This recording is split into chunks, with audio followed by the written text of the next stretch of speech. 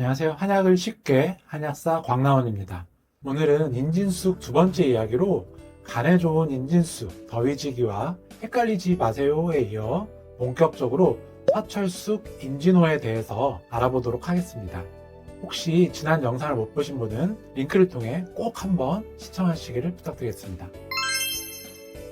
지난 시간에는 인진숙의 첫 시간으로 요약하자면 쑥의 종류가 굉장히 많은데 한약재로 사용하는 쑥들, 애엽, 청호 등에 대해서 대략적으로 알아보고 우리나라에서는 더위지개의 지상부를 한인진이라 하여 사철쑥의 지상부인 인진호의 대용품으로 잘못 사용하고 있다고 말씀드렸습니다.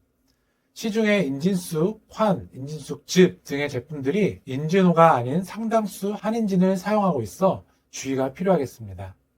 오늘은 간은 침묵의 장기이고 피로와 해독에 중요한 역할을 한다고 하잖아요. 간이 침묵의 장기라는 것은 간질환 초기에는 증상을 잘 느끼지 못한다는 것을 말합니다. 피로감을 쉽게 잘 느끼고 소화가 안 되고 옆구리가 그득한 등의 증상들은 대수롭지 않게 꼭 간의 이상이 아니어도 나타날 수 있는 증상들이기 때문에 현재도 예전에도 초음파나 혈액 검사를 하지 않으면 간 질환을 진단하기는 쉽지가 않습니다. 그래서 아마 인진호가 간에 좋다는 말은 황달의 발현과 치료 여부를 보고 판단했을 가능성이 높습니다. 예전에는 간이 나쁘다는 것을 가장 직관적으로 알 수 있는 증상이 바로 황달이었을 것입니다. 인진호를 자세히 들여다보면 간세포를 보호하는 작용도 있지만 주 작용은 이담작용, 즉 쓸개즙을 원활하게 잘 흐르게 해서 노폐물 배출도 돕고 간의 부담도 줄여주는 작용이 주된 작용입니다. 소위 천연의 우루사라고 볼 수 있겠습니다. 인진호가 간에 좋다고 하고 황달도 치료를 한다고 하는데 사실 황달이 생겼을 때 집에서 인진호를 달여서 드실 건 아니잖아요. 그렇다면 현대적으로는 어떻게 인진호를 활용할 수 있을지, 간 보호제로, 간 영양제로 사용할지 아니면 음주 후에 숙취 해소에 도움이 될지 그러한 내용들을 한번 알아보도록 하겠습니다. 구독, 좋아요, 알림 설정 부탁드리고요. 영상 바로 시작하도록 하겠습니다. 인진호의 기원을 보면 식물학적 분류로 국화과 쑥 속에 속하는 식물입니다 라고 되어 있습니다. 이 쑥 속에 보시면 아르테미시아 라고 되어 있는데 그리스 로마 신화에 보면 아르테미스라고 해서 달의 여신이고 사냥의 여신이고 다산의 권능을 가진 아르테미스가 소녀나 처녀들의 수호신인데 이런 걸 보면 서양 쪽에서도 쑥이 여성과 관련이 깊지 않나 하는 생각을 해볼 수가 있습니다. 그리고 인진호 한자를 보면 진자는 묵을 진, 오래될 진입니다. 그래서 줄기가 오래된 줄기에서 이렇게 새 줄기가 나온다. 봄철이 되면 새 줄기가 나온다. 해서 오래된 것으로 인해 이건 이날 인자죠. 오래된 것으로 인해서 새 것이 나온다. 그래서 위에 초두변을 붙여서 인진호라는 이름이 붙었다고 합니다. 아르테미시아의 카필라리스 어바, 카필라리스라는 뜻이 털 모양 또는 실 모양 그리고 모세혈관이라는 뜻도 있죠. 그래서 잎 모양 자체가 모세혈관처럼 실처럼 되어 있다. 한번 보시죠.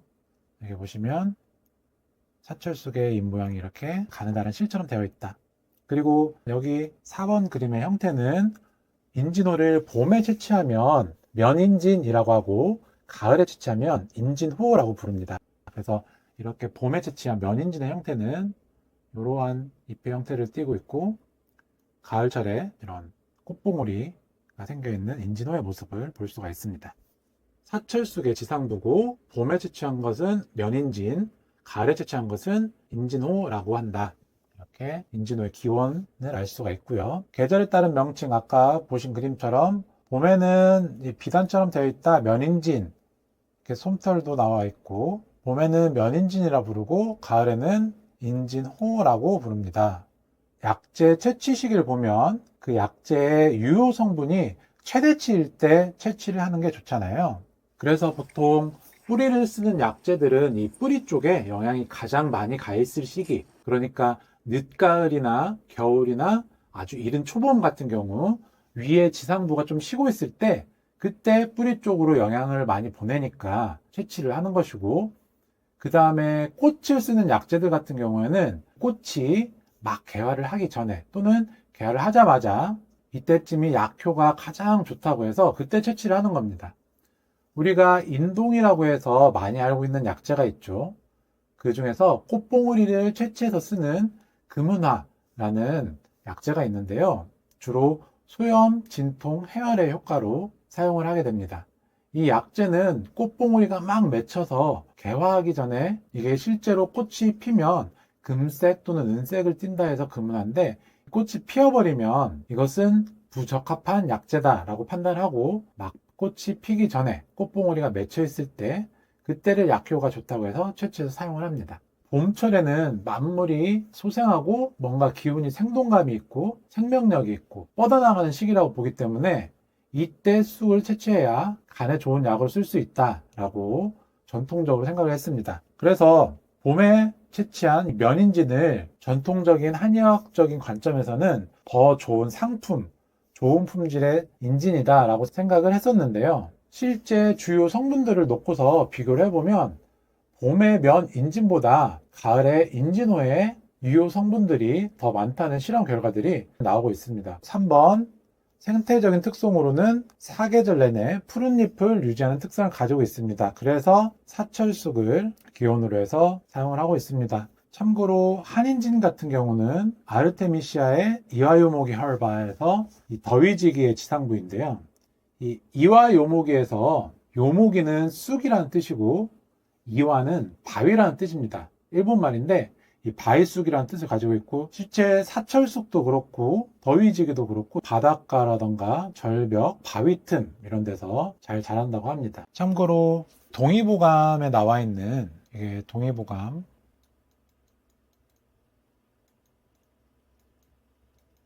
동의보감에 나와 있는 인진호의 내용을 보면 이것은 사철쑥에 대한 이야기가 아니고 더위지기에 대한 내용입니다. 그래서 한인진의 내용으로 파악을 하시면 되겠고요. 더위작이 성질은 약간 차고 서늘하다고도 한다. 맛은 쓰고 매우며 독이 없다. 열이 몰려 황달이 생겨 온몸이 노랗게 되고 오줌이 잘 나가지 않는 것을 낫게 한다. 돌림병으로 열이 몹시 나면서 발광하는 것, 머리가 아픈 것과 장학을 낫게 한다. 이 생당쑥은 주로 북한에서 부르는 이름입니다. 인진쑥 쭉 나와 있고 참고로 보시면 되겠습니다. 다음은 인진호의 성분 및 효능입니다. 인진호에서 가장 중요하게 생각되는 성분은 이 스코파론이라는 성분입니다. 더위지기 한인진에는 이 스코파론 성분이 없기 때문에 간이나 황달에는 큰 영향을 주지 못할 것이다 라고 생각을 하는 이유 중에 하나고요. 중국에서도 이 스코파론과 이 클로로겐산이라는 성분을 지표물질로 삼고 있습니다. 그래서 주요 성분을 보면 정유 성분인 카필린, 카필렌, 그다음에 쿠마린 계열의 카필라린, 에스쿨레틴 성분이 있는데 이 쿠마린계의 성분이 있다면 항상 혈전 예방에 도움을 주는 항응고작용을 같이 생각해 볼 수가 있겠죠. 대표적인 게 와파린입니다. 그리고 항염증, 항알러지의 크로몬계 카필라리신, 그리고 플라보노이드. 우리가 보통 플라보노이드라고 하면 식물들이 외부 스트레스에 대응하기 위해서 본인들이 방어하기 위해 만드는 물질들을 뜻하는데요. 항산화 작용이나 항염증 작용을 갖는다고 합니다. 그래서 대표적인 플라보노이드라고 하면 블루베리의 안토시아닌이라던가 녹차의 카테킨 같은 것들이 있습니다. 스코파론, 클로로겐산 이러한 성분들이 주요 성분으로 알려져 있습니다. 그래서 효능은 간세포 보호작용, 이담작용, 특히 인진호 같은 경우에는 이담작용을 통해서 간 건강에 도움을 주는 것으로 알려져 있습니다. 그리고 관상동맥 확장 및 혈소판 응집작용 아까 말씀드렸고요. 해열, 진통, 항염증 작용, 그리고 항미생물 효과 등이 있어서 만성 간염이나 간경변, 간경화라고 하죠. 간이 딱딱해지는 담낭염, 담낭결석, 간암, 고지혈증, 황달, 습징 등 피부 질환에 사용을 할 수가 있습니다. 그런데 이 인진호의 주 성분으로 생각되어지고 있는 이 스코파론이 함량은 가을철 개화기에 가장 높은 것으로 알려져 있습니다. 보통 전통적 한의학적인 관점에서는 봄철에 면인진을 쓴다고 했단 말이죠. 그래서 봄철에 간의 기운이나 생명력을 가득 담은 면인진을 쓸 것이냐, 아니면 유효 성분이 더 많다고 알려져 있는 개화계의 가을 인진호를 쓸 것이냐, 이런 부분은 좀 더 논의가 필요할 것 같습니다. 이런 게 또 생각해보면 인삼 같은 경우도 원래는 6년근이 가장 귀하고 좋다고 하지만 실제 진센노사이드 사포닌의 함량을 보면 4년근이 더 높게 나오기도 하고 5년근, 6년근이 되면서 크기나 중량은 커지지만 그 안에 사포닌 함량은 큰 차이가 없다는 연구 발표들도 많이 있습니다. 이담작용에 대해서 말씀을 좀 드려보도록 하겠습니다. 이 이담작용이란 것은 쓸개즙이 원활하게 잘 흐르게 해준다는 것이죠. 담즙이 잘 흐르고 빨리빨리 짜내어서 배출을 시켜줘야 간과 담이 건강한 것입니다. 이 간 아래에 보시면 이런 주머니가 하나 있죠. 담즙을 저장해주는 주머니라고 해서 주머니 낭자를 써서 담낭이라고 합니다. 이거를 다른 말로 쓸개라고도 하고요. 담낭의 역할은 담즙을 보관을 해주는 것이죠. 담즙을 이 담낭에서 만드는 게 아니고 간에서 담즙을 만들기 때문에 이 담낭에 결석이 있거나 문제가 있어서 절제를 해도 담즙은 계속 생성이 되는 겁니다. 시간이 지나면 이 담관이 넓어져서 음식을 소화하거나 하는데 아주 큰 어려움은 많이 사라진다고 합니다. 이 담즙은 주로 음식물을 먹었을 때 지방을 소화시키는 목적으로 많이 사용을 하거든요. 영양제를 드실 때 보통 지용성 물질로 알려져 있는 비타민 A라던가 오메가3라던가 아니면 코엔자임 큐텐 같은 이런 지용성 비타민 또는 지용성 영양제를 드실 때는 식사 직후 이렇게 드시는 게 영양물질을 충분히 흡수할 수 있는 방법이 되겠죠. 우리가 흔히 간 건강을 위해 먹는 영양제 우르사가 바로 웅담유래 간장약입니다.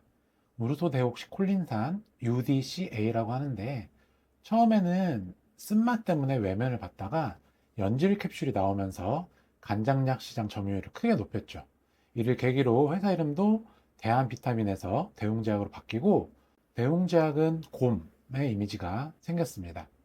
이 UDCA가 지방의 소화도 높기 때문에 페스탈이나 배아제 같은 소화제에도 대부분 들어가는데 이를 두고 우르사가 피로회복에 도움이 되냐, 피로회복은 같이 들어있는 비타민 B군덕이 아니냐, 단순 소화제가 아니냐 같은 광고 마케팅에 대한 논란도 있었습니다. 그리고 첫 번째 영상에서 한인진이 고지혈증, 즉 항콜레스테롤 작용은 사철쑥 인지노보다 양호할 수 있다고 말씀을 드렸는데 담즙의 원료가 되는 것이 바로 콜레스테롤이죠. 그래서 담즙이 빨리빨리 빠져주면 또 새로운 콜레스테롤을 만들어 하니까 담즙 분비와 콜레스테롤, 고지혈증과도 깊은 관련이 있습니다. 그래서 주요 성분의 도표를 보면 거의지기 한인진보다는 사철쑥, 인지노 성분들이 더 유효 성분들이 많은 것을 알 수가 있습니다. 특히 이 스코파론 같은 경우에는 한인진에는 나타나지 않고요. 이 스코파론이 이담작용을 통해서 주로 간을 보호해주고 황달을 치료해주는 것으로 알려져 있는 성분입니다. 자, 그래서 일단 더위지기 한인진보다는 인지노가 낫다. 그럼 봄철에 면인진을 쓸 것이냐, 가을철에 인진호를 쓸 것이냐를 보면 봄철에 면인진보다는 가을철에 인진호에 유효 성분들이 더 많은 것을 알 수가 있습니다. 그래서 혹자들은 이렇게 얘기합니다. 이 면인진 같은 경우에는 아직 어린 쑥이라서 독성도 없고 유효 성분도 없다. 그래서 이거는 애기들이나 먹는 약재다 라고 이야기를 하시는 분들도 있습니다. 하지만 또 전통적인 한의학 서적이라던가 화타의 설화를 봐도 봄철에 쑥을 써야 제대로 된 약효를 낼 수 있다 라는 내용들은 많이 기재가 되어 있습니다. 이 중국에서는 우리의 사철쑥 말고도 이 빛쑥이라는 것을 기원식물로 해서 사용을 하는데 이 스코파론 같은 경우에는 중국의 인진호에 많이 함유가 되어 있는 것을 볼 수도 있습니다. 이런 것들을 보면 기본적으로 가을철에 인진호를 쓰는 것이 무난하지 않나 라는 생각을 나름대로는 결론을 짓고 있습니다. 다음으로 인진호의 한의학적 해석입니다. 약성 및 귀경을 보면 이수 삼습약이라고 되어 있고요. 이습 퇴학약이라고 되어 있습니다. 이거는 좀 크게 분류한 거고 이건 좀 더 좁게 소분류한 것입니다. 이수 삼습, 이수라는 거는 이제 수분 대사를 원활하게 해서 삼습, 습을 스며들게 해야 된다. 습을 풀어준다. 습을 빼준다. 이런 이야기고요. 이습, 태황. 이습을 통해 회황, 황달을 물리친다 라는 뜻이죠. 성질은 약간 차가운 성질, 그리고 맛은 쓰고 맵다. 같은 쑥이지만 애엽은 따뜻하다고 이야기를 하고, 인진호는 약간 차다, 서늘하다 라고 이야기를 하고 있습니다. 그리고 작용하는 부위는 비위, 그리고 간담경이다 라고 되어 있습니다. 우린 주로 간과 담에 유익할 것을 기대하고 사용을 하게 되는 것이죠. 주요 효능은 청습열, 습열을 맑게 해준다. 퇴황달, 황달을 물리쳐준다. 그래서 인진호 하면 떠올리셔야 될 게 두 가지. 습열, 그리고 황달. 이 두 가지. 인진호 하면 습열과 황달. 이 두 가지를 떠올리시면 됩니다. 습열이라고 하면 습과 열을 이야기하는데, 쉽게 생각해서 약간 눅눅하면서 푹푹 찌는 열기 같은 이제 여름철의 기후 상황을 생각하시면 조금 더 쉽겠죠. 이런 상황이 되면 염증이 생기기가 쉽고 곰팡이 같은 미생물들이 번식하기 쉬운 환경입니다. 예를 들어 무좀의 경우도 땀이 많이 나는 여름철에 잘 생기죠. 이게 이제 습입니다. 발가락 사이에 습이 있구나. 그래서 수포가 생기기도 하고 가렵기도 하고 피부가 벗겨지기도 하는구나. 그런데 여기에 뻘겋게 되고 열까지 난다. 그러면 이게 습에 열이 합해진 상황이죠. 그래서 이런 환경에서는 진균 감염이 더 잘 되겠다. 현대 의학에서는 이 무좀균을 없애는 진균제에 집중한다면, 한의학에서는 내 몸이 무좀균이 잘 생기는 환경이 되었구나. 그렇다면 이런 무좀균이 잘 살지 못하는 환경으로 변화를 시켜야겠다. 그래서 이런 습이나 열을 없애주는 쪽으로 집중한다는 차이가 있습니다.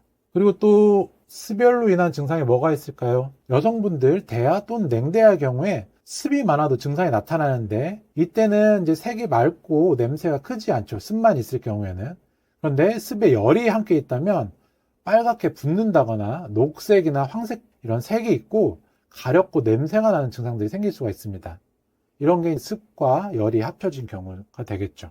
그래서 그 인진호를 생각하실 때는 꼭 이 습열과 황달을 같이 생각해 주시는 게 좋습니다. 그래서 황달의 성약이고, 황달과 소변량이 적은 것을 치료해주고, 습창, 소양, 짓무르고 가려운 것들을 치료해준다. 그리고 전염성 황달형 간염을 치료해준다 라고 되어 있습니다. 약성가를 한번 보겠습니다. 인진호의 맛은 쓰고 황달을 물리쳐준다. 사습, 습을 없애주고, 이수, 수분 대사를 원활하게 해주고, 청열, 열을 맑게 해주고 열을 꺼쳐주는 작용이 양호하다. 그래서 인진호의 작용을 이렇게 나타내고 있다. 습열은 어느 정도 설명이 되었고, 이 황달에 대해서 한번 습열과 황달, 그래서 황달에 대해서 알아보도록 하겠습니다.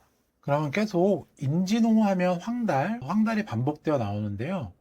황달의 기전을 간략하게만 알아보도록 하겠습니다. 황달은 어쨌든 혈액 속에 빌리루빈이 많다는 겁니다. 빌리루빈이란 것은 적혈구가 수명을 다해서 파괴되고 나온 부산물인데요. 빌리루빈은 대부분 간에서 처리를 해야 되거든요. 빌리루빈이 너무 많이 생성이 된다거나 아니면 간에서 이것을 처리를 못하는 두 가지가 보통의 원인이 될 수가 있습니다. 간에서 빌리루빈을 처리 못하는 이유 중에 하나가 뭐냐?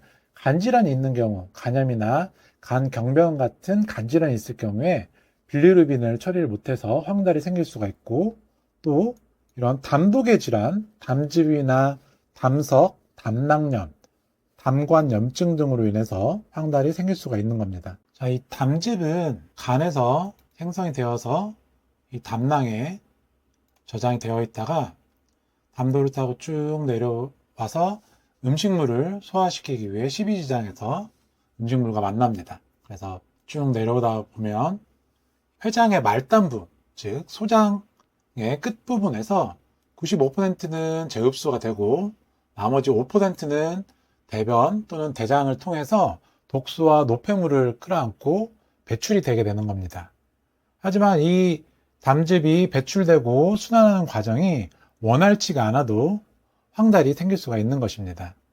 기타 용혈성 빈혈 황달은 빌리루빈이 너무 생성이 많이 돼서 간에서 처리를 못한다고 했잖아요. 용혈성 빈혈이라는 것은 적혈구가 자꾸 파괴가 되어서 너무 많이 깨지는 겁니다. 그래서 너무 많이 부산물이 생기니까 이게 처리가 안 되는 거고, 예후가 좋지 않은 황달인데 췌장암 같은 경우 특히 이 부위를 이렇게 확대해서 보게 되면 담관을 통해서 이렇게 담즙이 나가는데 이 췌장의 머리 부분에 종양이 생기게 되면 담관을 막게 되는 경우가 있다고 그래요. 그래서 췌장의 종양 때문에도 황달이 생길 수가 있는 겁니다. 그 다음으로 황달을 한의학적으로도 분류를 해보면 크게 두 가지로 분류를 합니다. 양황 또는 음황으로 분류를 하는데, 양황이라는 것은 색도 선명하고 음주를 했다라던가 열증이 있는 황달입니다. 주로 습열로 인한 황달인데요. 그래서 음양오행할 때 양이라는 것은 밝고 뜨겁고 빠르고 활동적이고 해나 또는 남자 이런 것들을 가리킨단 말입니다. 그래서 열적인 증상이 있는 양황과 음황이라는 것은 한습, 차가움으로 인해 생기는 황달이에요. 그래서 선명한 황색이 아니고 연기에 그을린 듯하게 어두운 황색, 또는 피로감이 심하다거나 음식도 잘 못 먹고 손발이 차갑고 맥이 힘이 없는 경우, 이런 경우에 황달은 음황이라고 표현을 했습니다. 음이라는 것은 차갑고 어둡고 가라앉고 여자, 달, 바다 이런 것들이 음을 나타내는 거잖아요. 그래서 이럴 때는 황달이라도 따뜻한 약재를 써서 치료를 해야 하는 겁니다. 예를 들면 생강을 말린 건강이라던가 뜨거운 성질의 부자라는 약재를 써서 치료를 하는데 인진사역탕 같은 처방이 있습니다. 그래서 한의학에서는 황달을 음황과 양황, 양황과 음황 두 가지로 구분해서 보고 있다. 그리고 동의보감에 써있기로는 5가지가 써있는데요. 주달, 술로 인한 황달, 그리고 곡달, 음식으로 인한 황달, 여로달. 이 여로달이라는 것은 몹시 힘든 일을 한 후에 또는 몹시 더운 때 성생활을 하고 난 다음에 생긴 황달을 색달 또는 여로달이라고 이야기를 하고요. 황한이라는 것은 이게 땀 한자거든요. 그래서 땀이 나면서 갈증이 나는 황달, 이렇게 5가지로 나눠서 각각의 증상과 치료법을 제시하고 있습니다. 내용이 너무 길어지는 관계로 인지노를 이용한 처방 3가지 정도 다음 시간에 편집하여 올려드리도록 하겠습니다.